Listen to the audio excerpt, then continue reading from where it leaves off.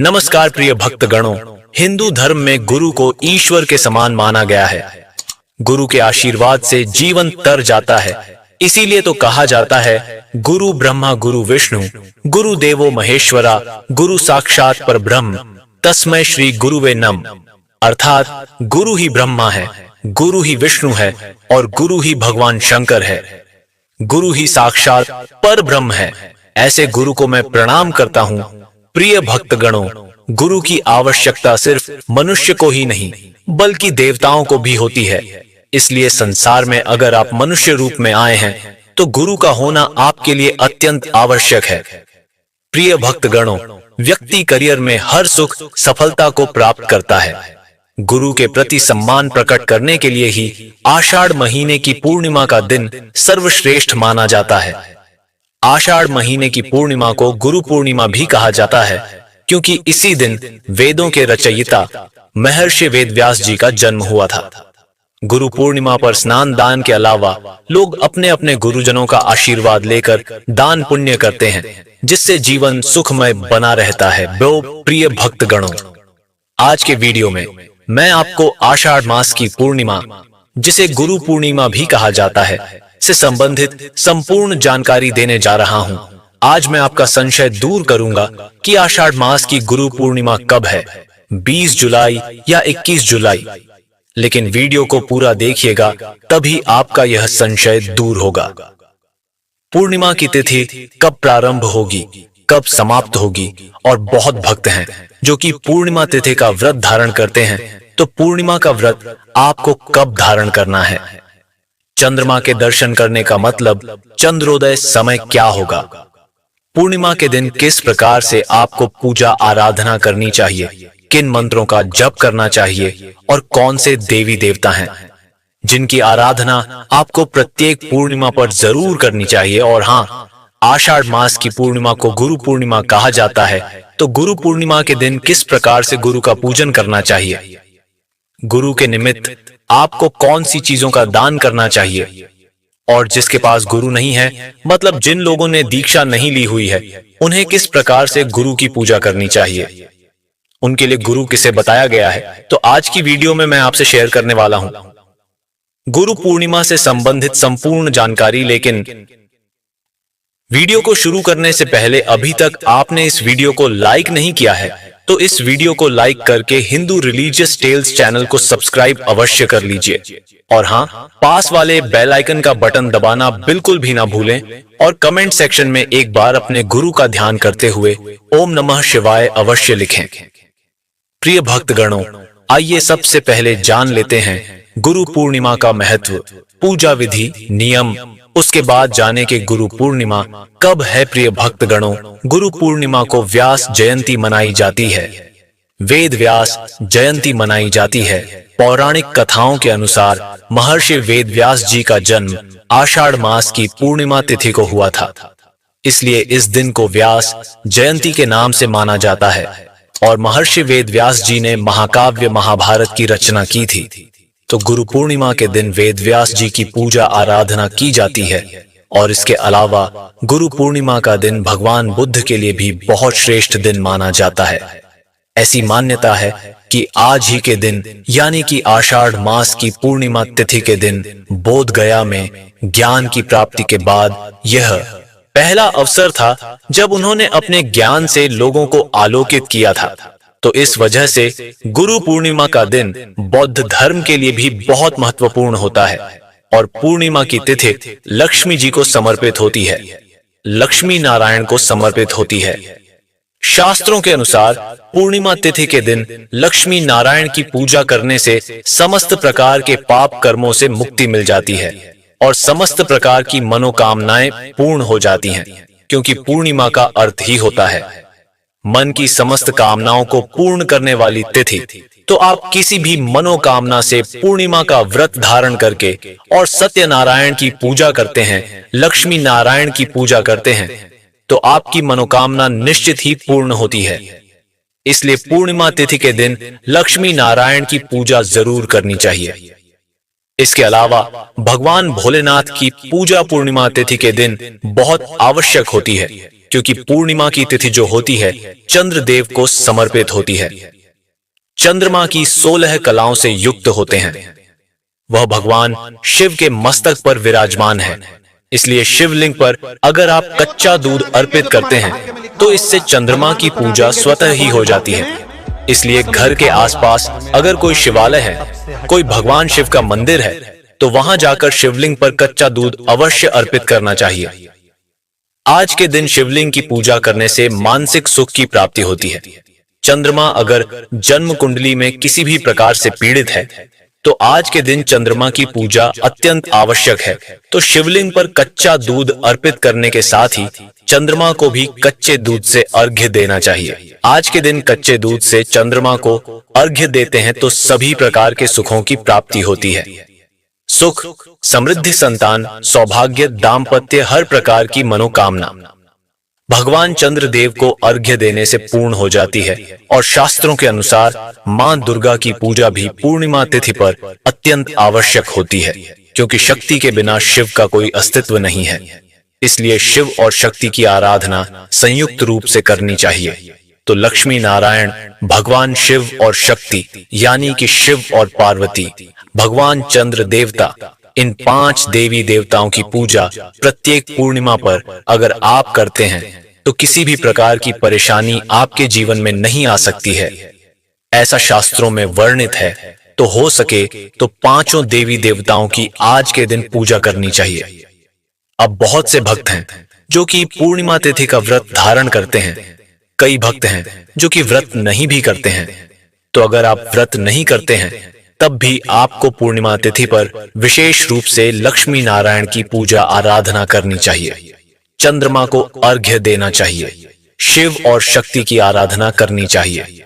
इसके लिए व्रत रखना आवश्यक नहीं है।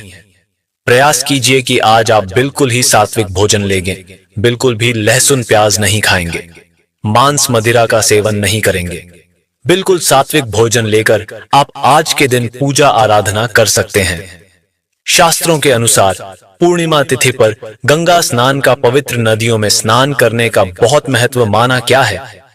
अगर संभव हो तो किसी पवित्र नदी में स्नान करना चाहिए। और अगर ऐसा नहीं हो पाता है तो अपने घर में भी गंगा जल मिश्रित जल से सुबह सूर्योदय से पहले अगर आप स्नान करते हैं, ब्रह्म मुहूर्त में स्नान करते हैं, तो आपको गंगा में स्नान के समान ही पुण्य फल प्राप्त होता है। तो पूर्णिमा तिथि के दिन प्रातः काल जल्दी उठ जाइए और नित्य कर्मों से निवृत्त होकर स्नान कर लीजिए। स्नान करने के बाद साफ स्वच्छ वस्त्र धारण कर लीजिए। फिर भगवान सूर्य देव को जल अर्पित कीजिए। फिर अपने घर के मंदिर में आप जो भी नित्य की पूजा करते हैं, प्रतिदिन जिस प्रकार से पूजा आराधना करते हैं, पूजा आराधना कर लीजिए। और इसके बाद जैसे कि विशेष पूजा आज होती है लक्ष्मी नारायण की, तो लक्ष्मी नारायण की अगर आप अलग से चौकी लगाकर पूजा करना चाहते हैं तो अलग से चौकी भी लगाकर पूजा कर सकते हैं। नहीं तो घर के मंदिर में जहां पर भगवान विराजमान हैं वहीं पर उनकी पूजा कर सकते हैं। अगर आप करते हैं तो व्रत का संकल्प ले लीजिए। व्रत नहीं करते हैं तो भी आप पूजा कर सकते हैं। लेकिन अगर आप व्रत करते हैं तो हाथ में जल और पुष्प लेकर पूर्णिमा व्रत का संकल्प लीजिए कि आज आप पूर्णिमा तिथि का व्रत धारण कर रहे हैं। व्रत में पूजा पाठ में कोई भूल चूक हो जाए, इसके लिए क्षमा प्रार्थना कर लीजिए। इसके साथ ही आपका व्रत, आपकी पूजा, आपकी प्रार्थना भगवान श्री हरि विष्णु स्वीकार करें, सत्यनारायण भगवान स्वीकार करें। इस प्रकार प्रार्थना कीजिए। बहुत से भक्त हैं जो कि गुरु के निमित्त व्रत धारण करते हैं। तो आपको अपने गुरु का ध्यान करते हुए संकल्प लेना है और संकल्प लेने के बाद विधि विधान से भगवान श्री हरि विष्णु और मां लक्ष्मी की पूजा कीजिए।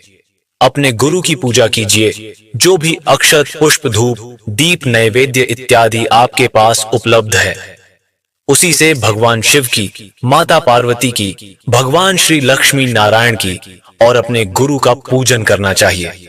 अब मान लीजिए कि आपने कोई दीक्षा नहीं ली है, आपके कोई गुरु नहीं है, तो ऐसे में आपको किसकी पूजा करनी चाहिए? तो देखिए, ऐसे में आपको भगवान श्री हरि विष्णु की पूजा करनी चाहिए, क्योंकि भगवान श्री कृष्ण को जगत गुरु कहा गया है, क्योंकि उन्होंने पूरे विश्व को गीता का उपदेश दिया था।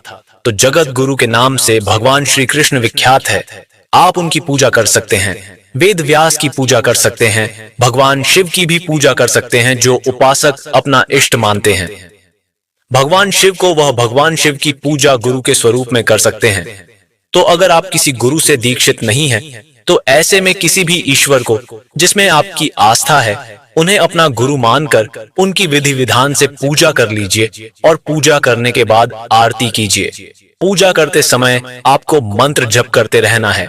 कोई भी मंत्र आप जप भगवान श्री विष्णु के मंत्र का जप कर सकते हैं। ओम नमो भगवते वासुदेवाय नमः इस मंत्र का जप कर सकते हैं, या ओम गुरुवे नमः इस मंत्र का जप कर सकते हैं। और जिन्होंने दीक्षा ली है, अपने गुरु के मंत्रों का अधिक से अधिक संख्या में जप करना चाहिए। तो विधि विधान से पूर्णिमा तिथि की पूजा आराधना कीजिए। और दिन में अगर आप व्रत है तो फलाहार करेंगे। कोई सा भी फल खा सकते हैं, जूस पी सकते हैं, फलों का रस ले सकते हैं। फलाहार के द्वारा दिन में आप व्रत धारण कर सकते हैं। और हाँ, अगर आपके कोई गुरु है जो आपके आसपास ही कहीं रहते हैं, मतलब गुरु से मिलना संभव हो, तो आज के दिन जरूर मिलना चाहिए। गुरु की पूजा करनी चाहिए, गुरु के चरण स्पर्श करना चाहिए।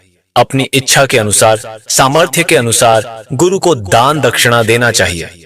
अन्न, धन, वस्त्र इत्यादि जो भी आप दान करना चाहते हैं, गुरु को आज दान करना चाहिए और गुरु का आशीर्वाद लेना चाहिए। अगर गुरु कहीं दूर रहते हैं तो आप फोन पर भी गुरु के दर्शन करके उनका आशीर्वाद ले सकते हैं। और आजकल तो ऑनलाइन भी बहुत सारी सुविधाएं हैं दक्षिणा देने की, तो आप इस प्रकार से दान दक्षिणा भी ले सकते हैं। और हाँ, आपके माता पिता, आपके बड़े बुजुर्ग जो है, वह आपके सबसे पहले गुरु होते हैं।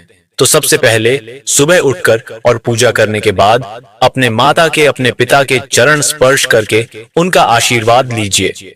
बड़े बुजुर्गों का आशीर्वाद दीजिए। फिर आपने जिस भी गुरु से दीक्षा ली है उनका आशीर्वाद लीजिए। तो सबसे पहले माता पिता, क्योंकि इस संसार में आने के बाद सबसे पहले गुरु आपके यही होते हैं।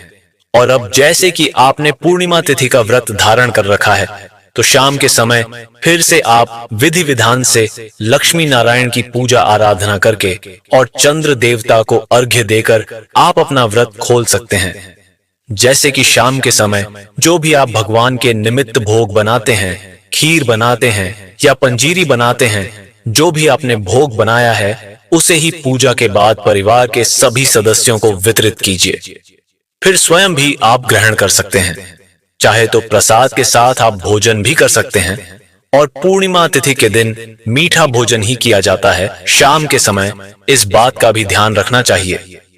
वैसे बहुत से भक्त हैं जो कि सेंधा नमक खाते हैं, तो भक्तों की अपनी श्रद्धा है, अपनी क्षमता है, अपनी इच्छा है। वैसे पूर्णिमा तिथि के व्रत में नमक का सेवन न करें तो ज्यादा श्रेष्ठ होगा।